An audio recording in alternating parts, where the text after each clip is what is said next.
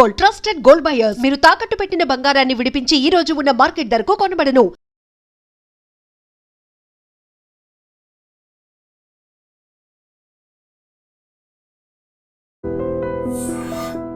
Agreement sign చేసి piece agreement sign చేసినప్పుడు ఒక శాంతి వాతావరణం వచ్చింది ఆ ఏరియాలో. కానీ దాని తర్వాత వర్సెస్ ఆ మిగిలిన 6 nations కి శాంతి వాతావరణం వచ్చిందని చెప్తున్నారు. అంటే వాళ్ళందరూ వెనకకి వెళ్ళిపోయారు. పిఎల్ఓ మెయిన్గా పాలస్టైన్ లిబరేషన్ ఆర్గనైజేషన్ ఇజ్రాయెల్ని అంగీకరించారు. Israel has a right to exist అని. ఎందుకంటే అరబ్స్కి ఒక ప్రాబ్లం ఏంటంటే ఇజ్రాయెల్ అని రాష్ట్రం ఉండకూడదు. ఈ బేసిక్ ఇప్పుడున్న కూడా అదే ప్రాబ్లం. మీరు చూడండి, ఇరాన్ ఏమంటున్నారు, Israel has no right to exist. అంటే ఇజ్రాయెల్ ఒక దేశంగా ఉండకూడదు, వాళ్ళని మొత్తం వైపౌట్ చేయాలి, జ్యూస్ అనే కమ్యూనిటీ ఉండకూడదు. ఇది వాళ్ళు ఇప్పుడు కాదు, ఇది మన కింగ్ సోలమన్ టైం నుంచి వస్తున్నాం మనం. ఇన్ఫ్యాక్ట్ లోకంలో ఒకటే దేశం ఉంది, ఎప్పుడైనా జ్యూస్కి పారిపోయి వచ్చినప్పుడు వాళ్ళని రండి మా దగ్గర ఉండండి అని చెప్పడానికి లోకంలో ఒకటే దేశం ఉండే ఆ టైంలో. You're talking of from the king Solomon time నుంచి, అది భారతదేశం. నాకు ఇప్పుడు కూడా గుర్తుంది, మా ఇంటి నుంచి కేరళలో ఉన్న మా విలేజ్ నుంచి 16 కిలోమీటర్ దూరం క్రాంగనూర్ అని చెప్పి పెద్ద ఒక పోర్ట్ ఉండే ఒక టైంలో. దాని తర్వాత ఒక సునామీ వచ్చినప్పుడు మొత్తం కొట్టుకుపోయింది. అది 17th century 16th centuryలో. అప్పుడు దాన్ని కొడుంగలూరు అంటారు ఆ ప్లేస్ని. వెరీ సీకోస్ట్ దగ్గర ఉంటుంది. జ్యూస్ వచ్చి ఫస్ట్ ల్యాండ్ చేసిన ప్లేస్ అది ఇండియాలో. ఇంకోటి ముంబై వైపు కూడా ల్యాండ్ అయ్యారు, అప్పుడు బాంబే. అక్కడ కూడా అక్కడున్న రాజు రండి మాతో ఉండండి అని చెప్పి వాళ్ళకి స్థలం ఇచ్చారు. ఇక్కడ కూడా వాళ్ళకి పెద్ద ఒక స్థలం ఇచ్చారు. వాళ్ళు ఫస్ట్ సినగాగ్ అక్కడ కట్టుకున్నారు, అంటే వాడు గుడి అనుకోండి. అక్కడ నెక్స్ట్ వాళ్ళు కొచ్చిన్కి వెళ్ళారు. మీరు ఇప్పుడు కూడా కొచ్చిన్కి వెళ్తే జ్యూ టౌన్ అని పెద్ద టౌన్ ఉంది అక్కడ ఓల్డ్ కొచ్చిలో, ఫోర్ట్ కొచ్చిలో. కంప్లీట్ జ్యూస్ ఉండేటోళ్ళు అక్కడ, కానీ ఇప్పుడు అందరు వెళ్ళిపోయారు. ఇప్పుడు ఒక 20 మంది ఉన్నారు అక్కడ అంతే. సో చాలా తక్కువ, కానీ అక్కడ పెద్ద ఒక సినగాగ్ ఉంది, చాలా బ్యూటిఫుల్ సినగాగ్ అది. సో జ్యూస్ అనే ఒక కమ్యూనిటీని మనం ఎట్లా అంటే వాళ్ళని ఉండనీయట్లేదు. ఈ అరబ్ నేషన్స్కి జ్యూస్ అంటే అస్సలు పడదు. అది ఇప్పుడు కూడా చూడండి, ఎవరైనా కానివ్వండి. ఇప్పుడు వీళ్ళ కాన్సెప్ట్ ఏంటంటే from the river to the sea is Palestine అని. రివర్ అంటే జార్డన్ రివర్ ఒకవైపు, సీ ఒకవైపు. ఇక్కడ ఇజ్రాయెల్ ఉన్నారు, ఇటువైపు జార్డన్, ఇటువైపు ఏమో ఇప్పుడున్న గాజా స్ట్రిప్. అంటే ఇజ్రాయెల్ ఉండకూడదు నడిమిట్లా. జార్డన్ నుంచి గాజా దాకా, అక్కడి నుంచి సీ దాకా మొత్తం వాళ్ళ దేశమే ఉండాలని చెప్తున్నారు ఎవరు, ప్యాలెస్టీనియన్స్ వాళ్ళు. ఇది అంగీకరిస్తున్నారు అరబ్ నేషన్స్ అందరూ.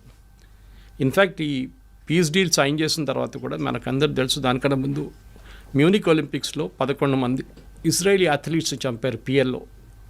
దాని తర్వాత పెద్ద గొడవ జరిగింది. వీళ్ళందరినీ ఎవరో చంపారో వాళ్ళందరినీ పట్టుకొని పిఎల్లో వాళ్ళని ఒక్కరి తర్వాత ఒకరు చంపారు సార్ ఇజ్రాయెల్. అప్పుడు ఇజ్రాయెల్ తెలిసింది ఏంటంటే మాకు సర్వైవ్ చేయాలంటే మాకు ఛాన్స్ లేదు, మాకు ఆప్షన్ లేదు, we have to fight to survive. ఎవరు వారిని సింపథైజ్ చేయరు. సింపథైజ్ చేసే చాలా తక్కువ నేషన్స్ ఉన్నారు. ఇన్ఫ్యాక్ట్ ఇందిరాగాంధీ టైంలో పిఎల్ఓకి సపోర్ట్ చేశారు, మన ఇజ్రాయెల్ సపోర్ట్ చేయలేదు. ఒక టెర్రరిస్ట్ ఆర్గనైజేషన్ సపోర్ట్ చేశారు. ఇప్పుడు కూడా మన హమాస్ని ఒక టెర్రరిస్ట్ ఆర్గనైజేషన్గా డిక్లేర్ చేయలేదు, ఈవెన్ మోదీ గవర్నమెంట్ వచ్చిన తర్వాత కూడా. కానీ దానికన్నా ముందు ఇంకా దారుణ పరిస్థితి ఉండే. పిఎల్ఓ లాంటి టెర్రరిస్ట్ ఆర్గనైజేషన్ని భారతదేశం సపోర్ట్ చేస్తుండే. ఓకే, సరే ఆ హిస్టరీ అయిపోయింది. యాసిర్ అరాఫాత్ని ఇజ్రాయెల్ వాళ్ళు చంపేశారు, అది అందరికి తెలుసు. ఫుడ్ పాయిజనింగ్ చేసి ఆయన అవుట్ చేసేసారు కంప్లీట్గా. దాని తర్వాత వాళ్ళు next in command take over చేసుకున్నారు, కానీ వాళ్ళని అందరినీ హమాస్ తెరిమి కొట్టి బయటకు చేసేస్తారు. Hamas is a terrorist organisation. Hamas main sponsor Iran. ఇప్పుడు మనం హిస్టరీకి వస్తున్నాం, ప్రజెంట్ డే హిస్టరీ, పాత హిస్టరీ నుంచి ప్రజెంట్ డే హిస్టరీకి వస్తున్నాం. అటువైపు లెబనన్ ఆ కంట్రీలో క్రిస్టియన్ కంట్రీ ఉండేది. ఒక 10-20 సంవత్సరాల ముందు క్రిస్టియన్ కంట్రీ, అది ఇప్పుడు టోటల్ ఇస్లామిక్ అయిపోయింది. అక్కడ ఉన్న క్రిస్టియన్స్ 16% ఎంత ఉన్నారు, వాళ్ళు కూడా అక్కడి నుంచి పారిపోతున్నారు. ఎవరు లేరు ఇప్పుడు అక్కడ, ఎక్కువ ఉన్నారు 6-10% ఉన్నారు అంతే. అక్కడ హెజ్బుల్లా అని చెప్పి ఇంకొక టెర్రరిస్ట్ ఫోర్స్ని ఇరాన్ సపోర్ట్ చేస్తున్నారు. అంటే ఏం చేస్తారు, వీళ్ళకి డబ్బులు ఇస్తారు, వీళ్ళకి ఆయుధాలు ఇస్తారు, వీళ్ళకి కావాల్సిన టెక్నాలజీ ఇస్తారు, వీళ్ళకి కావాల్సిన మారల్ సపోర్ట్ ఇస్తారు, అన్నీ చెప్పిస్తారు ఇరాన్.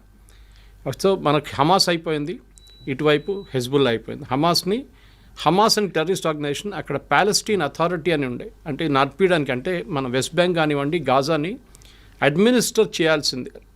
అక్కడున్న గవర్నమెంట్ పేరు ప్యాలెస్టీనియన్ అథారిటీ, అది పిఎల్ఓ నుంచి వచ్చింది, యాసిర్ అరాఫాత్ టైం నుంచి వచ్చింది అనమాట.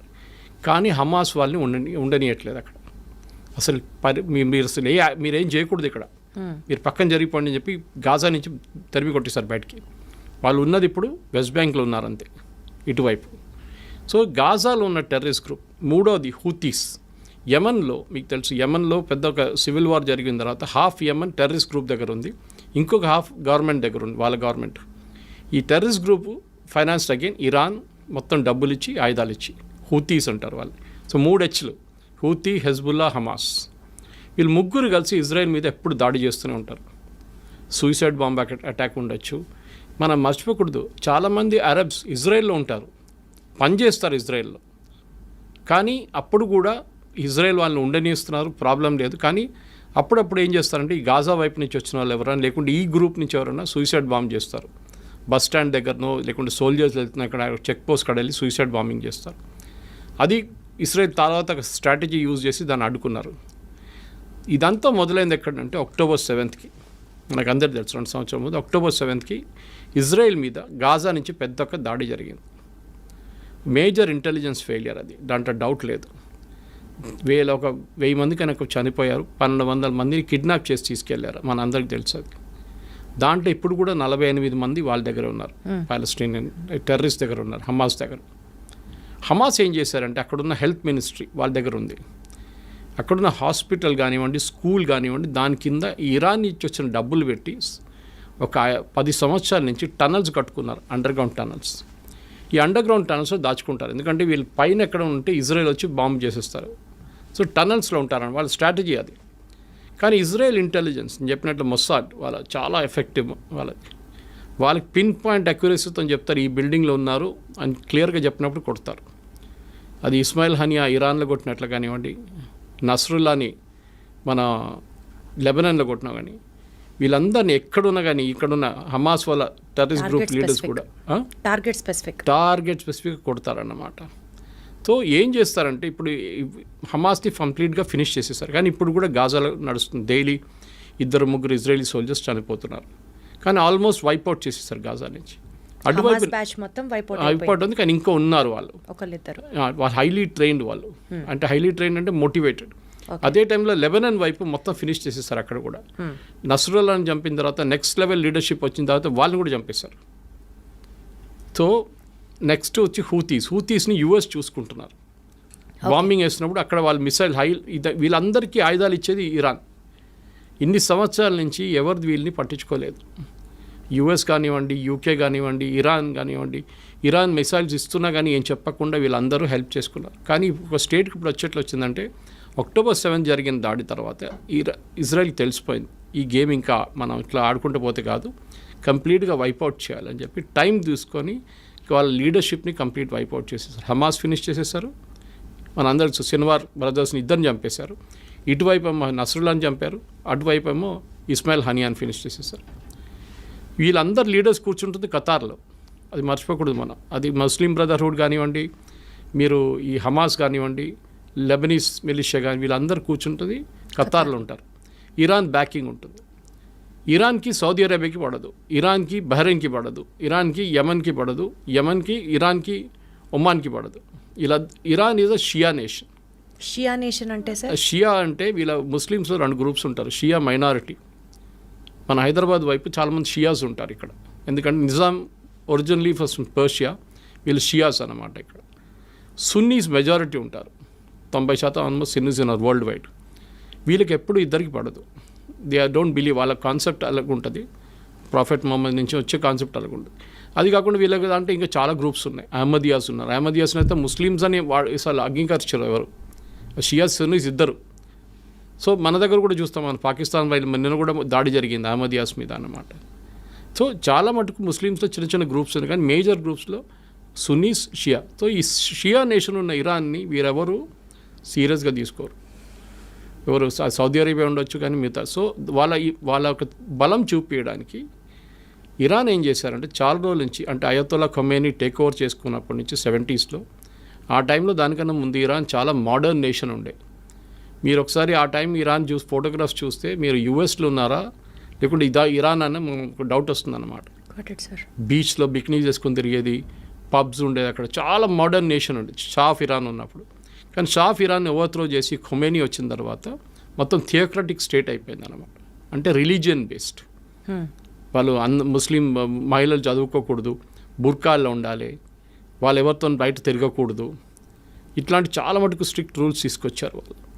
అట్లా ఉన్నప్పుడు ఏమైపోయింది, థియోక్రటిక్ స్టేట్ అయిపోయింది. కొమేనీ చనిపోయిన తర్వాత నెక్స్ట్ ఖమేనీ వచ్చారు, నడుస్తూనే ఉండే వాళ్ళ రూల్ నడుస్తుంది ఇంకా.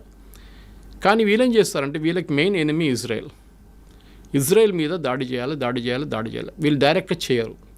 నేను చెప్పిన ఈ 3 గ్రూప్తోని చేపిస్తారు, హూతీస్, హమాస్, హిజ్బుల్లా. 3 హెచ్లతో పని చేయించుకుంటారు వీళ్ళు. చాలా రోజుల నుంచి ఇజ్రాయెల్ పోన్లే అని చెప్పి ఊరుకున్నారు. కానీ October 7 జరిగిన తర్వాత their patience also ran out. వీళ్ళని వన్స్ ఫర్ ఆల్ ఫినిష్ చేసేసారని చెప్పి దిగారు వీళ్ళందరూ కలిసి. సో ఇజ్రాయెల్ గ్రేటెస్ట్ అడ్వాంటేజ్ ఏంటంటే వాళ్ళ మీద ఎప్పుడు దాడి జరుగుతూనే ఉంటుంది. నేను చెప్పాను చూడండి, 6 Day వార్ జరిగింది, ఇంకోటి యామ్ కిపూర్ వార్ అని ఇంకోటి ఉండే. వాళ్ళ హోలియెస్ట్ హాలిడే రోజు దాడి చేశారు వాళ్ళ మీద. ఇప్పుడు మన దగ్గర దివాళీ రోజో లేకుంటే దసరా రోజు మనందరం కొంచెం రిలాక్స్ అవుతాం, కానీ మన ఆర్మీ రిలాక్స్ కారు. కానీ వాళ్ళ టైంలో వాళ్ళ ఆర్మీ కూడా కొంచెం రిలాక్స్ అయిపోతారు ఆ టైంలో. చాలా ఫెస్టివల్స్ అంటే వాళ్ళు చాలా సీరియస్గా తీసుకుంటారు. అదే రోజు దాడి చేశారు, ఓమ్ కిపూర్ అని చెప్పి. వాళ్ళ holiest days in there calendar అన్నమాట. ఆ వార్ కూడా ఇజ్రాయెల్ గెలిచారు. సో వీళ్ళకేంటంటే ఇప్పుడు ఇరాన్కి మేజర్లీ ప్రూవ్ చేయడానికి, అంటే మేము సౌదీ అరేబియా కన్నా పెద్దది, టర్కీ కన్నా మేము పెద్దవాళ్ళం అని చెప్పి వీళ్ళు మిసైల్ టెక్నాలజీని చాలా చోట్ల నుంచి కొనుక్కున్నారు. ఒకటి మెయిన్లీ నార్త్ కొరియా దగ్గర నుంచి కొనుక్కున్నారు వీళ్ళు టెక్నాలజీ అంతా. ఇంకోటి కొంచెం టర్కీ దగ్గర నుంచి కొనుక్కున్నారు. ఈ టెక్నాలజీని వీళ్ళు వాడుకున్నారు. దీని తర్వాత వీళ్ళు న్యూక్లియర్ అంబిషన్స్కి వచ్చేసారు. అక్కడే ప్రజెంట్ గొడవ అంతా మొదలైందన్నమాట. So you have to understand the historical context. దానికోసం మీకు ఫ్లాష్ బ్యాక్ అని చెప్పాను. 100% సార్, నాకు అంతా అర్థమైంది. థ్యాంక్ యూ సో మచ్ ఎంత క్లియర్గా ఎక్స్ప్లెయిన్ చేసినందుకు. ఫస్ట్ ఆడియన్స్కి కూడా హిస్టరీ తెలిస్తే ఇంకా ఎక్కువ ఫాలో అవుతారు.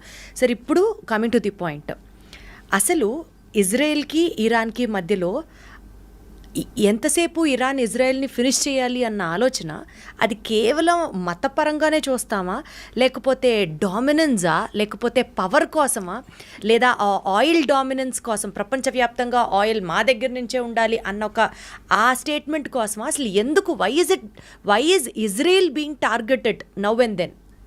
ఇండియాని ఎందుకు టార్గెట్ చేస్తారండి? పాకిస్తాన్ కానీ మిగతా ఇస్లామిక్ నేషన్స్, టర్కీ చేస్తున్నారు, అజర్బైజాన్ చేస్తున్నారు. Why is India targeted? Hindu nation. Okay, Hindu nation కానీ మన దగ్గర ఉన్న ముస్లిమ్స్ ఆఫ్టర్ ఇండోనేషియా తర్వాత మన దగ్గర అందరికన్నా పెద్ద సెకండ్ లార్జెస్ట్ ముస్లిమ్స్ ఉన్న దేశం భారతదేశం. మీరు అడిగిన మతం పరంగా కాదు ఇది బేసికలీ వీళ్ళ లాజిక్. నేను స్టార్టింగ్ మీకు ఎక్స్ప్లెయిన్ చేశాను. Israel has no right to exist. రేపు చెప్తారనుకోండి పాకిస్తాన్, భారతదేశంగా ఉండనే అసలు వాళ్ళకి అర్హత లేదు, వాళ్ళని ఫినిష్ చేసేయాలంటే మీరు ఎట్లా రియాక్ట్ అవుతారు? మా దేశం, మా ప్రాబ్లం మీకెందుకు అని చెప్పి ఇజ్రాయెల్ ఏం చేశారంటే, సరే వీ హ్యావ్ టు ఎగ్జిస్ట్. మా మీద ఆల్రెడీ 2-3 పెద్ద యుద్ధాలు జరిగినాయి మా మీద, మేము అన్నీ గెలుచుకున్నాం. ఇంకోటి అక్కడ ఒక చుక్క నీళ్ళు పడదు, వర్షం పడదు. అప్పుడు కానీ వాళ్ళ అగ్రికల్చర్లో నంబర్ 1 ప్రొడక్షన్, టెక్నాలజీలో దే ఆర్ నంబర్ 1, మిలిటరీ టెక్నాలజీలో దే ఆర్ సూపర్. వాళ్ళ ఐరన్ డోమ్ చూసాం చాలా మటుకు. మనం ఇజ్రాయెల్ గురించి చెప్తున్నాను. ఇరాన్ కాదు, ఇరాన్ అక్కడి నుంచి కొనుక్కున్నారు దొంగతనంతో. అది పాకిస్తాన్ చేసినట్లనే. పాకిస్తాన్ న్యూక్లియర్ టెక్నాలజీ జర్మనీ నుంచి దొంగతనం తీసుకొచ్చిన మనిషి ఏక్యూ ఖాన్. ఆయన సెటప్ చేశారు వాళ్ళ న్యూక్లియర్ అంబిషన్స్. ఇన్ఫ్యాక్ట్ ఆ టైంలో 1980s 90sలో ఇజ్రాయెల్ ఆఫర్ చేశారు ఇండియాకి, మేము పాకిస్తాన్ దగ్గర ఉన్న న్యూక్లియర్ టెక్నాలజీని మొత్తం ధ్వంసం చేస్తాం, ఇప్పుడు ఇలాగా ఇరాన్ మీద చేస్తున్నాడు, దాడి చేస్తామంటే అప్పుడున్న కాంగ్రెస్ గవర్నమెంట్ ఒప్పుకోలేదు. ఆలోచించండి, అప్పుడు చేస్తుంటే మనకి థ్రెట్టే ఉండదు పాకిస్తాన్ దగ్గర. సరే దాని పక్కన పెడదాము. ఇప్పుడు ఇరాన్ కేసులో ఏమైందంటే, ఇరాన్కి న్యూక్లియర్ టెక్నాలజీ వాళ్ళ చేతికి దొరికింది, వాళ్ళకి యురేనియం దొరికింది, ఇంపోర్ట్ చేసుకోవచ్చు మీరు ఫర్ పీస్ఫుల్ పర్పసెస్. కానీ పీస్ఫుల్ అని ఇరాన్ ఎప్పుడు ఉండరు, మన అందరికి తెలుసు. వాళ్ళకి అంబిషన్ ఏంటంటే, ఒకటి మాకు వరల్డ్లో మేమే నంబర్ 1 లీడర్. అంటే ఒకవైపు టర్కీ ఏమంటున్నారంటే మేమే ఒరిజినల్ ఖలీఫా, అక్కడి నుంచి మా లైనేజ్ డైరెక్ట్ ప్రాఫెట్ మొహమ్మద్ నుంచి మాకే, మేము ఖలీఫేట్ మేమే. ఒటువైపు సౌదీ అరేబియా ఏమంటున్నారు, హోలియెస్ట్ సైట్స్ మా దగ్గర ఉంది, మెక్కాన్ మదీనా మా దగ్గర ఉంది, we're the original Muslim Islamic nation. ఇంకోవైపు పాకిస్తాన్, మన అసీమ్ మునీ స్టేట్మెంట్ చూసుంటారు, we're the second after Saudi Arabia, మేమే సెకండ్ లార్జెస్ట్ ఇస్లామిక్ నేషన్ అంటున్నారు. ఇప్పుడు ఇరాన్ అంటున్నారు మేమేం చేయాలి, మేము కూడా మా పవర్ చూపించాలని చెప్పి వీళ్ళు న్యూక్లియర్ ప్రాసెసింగ్ స్టార్ట్ చేశారు. ఆల్రెడీ వాళ్ళ దగ్గర బ్యాలిస్టిక్ టెక్నాలజీ ఉంది. బ్యాలిస్టిక్ అంటే మీకు ఒక 100 కిలోమీటర్ నుంచి 500-600 కిలోమీటర్ కొట్టచ్చు మీరు. ఇప్పుడు 1000 కిలోమీటర్ కూడా ఉంది, మిసైల్స్ కొట్టచ్చు. కానీ మిసైల్స్ని మీరు ఒకటి అమ్యునిషన్ పెట్టి పంపించవచ్చు, ఇంకోటి న్యూక్లియర్ వెపన్ పెట్టి పంపించవచ్చు. న్యూక్లియర్ వెపన్ ఎవరు వాడరు, ఉంటుంది దమ్కి ఇవ్వడానికి ఉంటుంది అంతే, నా దగ్గర ఉంది చూడు అని చెప్పడానికి, పాకిస్తాన్ చేసినట్లు మనం. బ్లఫ్ మోదీ గారు అన్న వీ కాల్ దట్ బ్లఫ్ అన్నారు. ఇరాన్ ఏం చేశారంటే న్యూక్లియర్ ప్రాసెసింగ్ మొదలుపెట్టి వాళ్ళ పవర్ ప్లాంట్ ఉంది, వాళ్ళకి ఒక న్యూక్లియర్ పవర్ ప్లాంట్ అక్కడ వాడుకుంటారు. ఇప్పుడు మన హైదరాబాద్లో చర్లపల్లిలో న్యూక్లియర్ ఫ్యూయల్ కాంప్లెక్స్ ఉంది. మనం బయట నుంచి తెప్పించుకున్న యురేనియం అంతా, అది కాకుండా మన దగ్గర ఉన్న కొంచెం యురేనియం వాడుకొని దాన్ని ప్రాసెస్ చేసి రాడ్స్లో తయారు చేసి మన కల్పాకం కానివ్వండి, మిగతా మన కైగా లాంటి అటామిక్ పవర్ ప్రాజెక్ట్స్కి పంపిస్తాం. ఓకే, అక్కడ వాళ్ళు దాన్ని న్యూక్లియర్ పవర్గా వాడుకుంటారు, న్యూక్లియర్ పవర్ జనరేట్ చేయడానికి వాడుకుంటారు. దానికి ఒక ప్యూరిటీ లెవెల్ ఉంటుంది. ఓకే, అంటే మీరు వెపన్ గ్రేడ్కి వెళ్ళాలంటే న్యూక్లియర్ సివిలియన్ యూస్కి మీకు 20-40% ప్యూరిటీ ఉంటే చాలు. 40 కూడా చాలా ఎక్కువ. కానీ మీరు 60% దాకా ప్యూరిటీ మీరు అంటే ఈ సెంట్రిఫ్యూజ్ అంటారు దాన్ని. మీరు కాలేజ్లో మనం ఫిజిక్స్ కెమిస్ట్రీ ఎక్స్పెరిమెంట్ చేస్తున్నప్పుడు ట్యూబ్స్ పెట్టి ట్యూబ్స్లో లిక్విడ్ సెంట్రిఫ్యూజ్ చేస్తారు, దాన్ని ఫాస్ట్గా తిప్పుతాం. దాని నెక్స్ట్ టెక్నాలజీ చాలా advance technology, same centrifuge technology nuclear యురేనియంలో యూజ్ చేస్తారు ప్యూరిటీ తీసుకురావడానికి. వీళ్ళు కూడా ఏం చేశారంటే ఇరాన్ ఈ కొంచెం రిలాక్స్గా ఉన్న టైంలో యూఎస్ కానీ కానీ బయట నుంచి ఏదో ఇంకో పేరు చెప్పి ఆ centrifuge తెప్పించుకున్నారు. And for more videos, Please subscribe to iDream. Please subscribe to iDream. Please subscribe iDream. And please subscribe to iDream. For more videos, subscribe to iDream. please like, share and subscribe to the channel. Congratulations, iDream. Subscribe to iDream. Subscribe to iDream. So subscribe to iDream Media. iDream ki iDream team andarki huge congratulations. Please subscribe iDream Media. Please subscribe to iDream. Subscribe iDream. Please subscribe to iDream. iDream అంటే నా కళల ఛానల్ను subscribe చేసుకున్న నోరు తిరుగుతలేదు, మీరైతే గంట గుర్తు కొట్టండి. For more such videos, please subscribe to iDream. Subscribe to iDream. Please subscribe to iDream. Please subscribe iDream Media. Please do subscribe to iDream. Please subscribe to iDream Media. For best entertainment and information, please subscribe iDream. And don't forget to subscribe to iDream.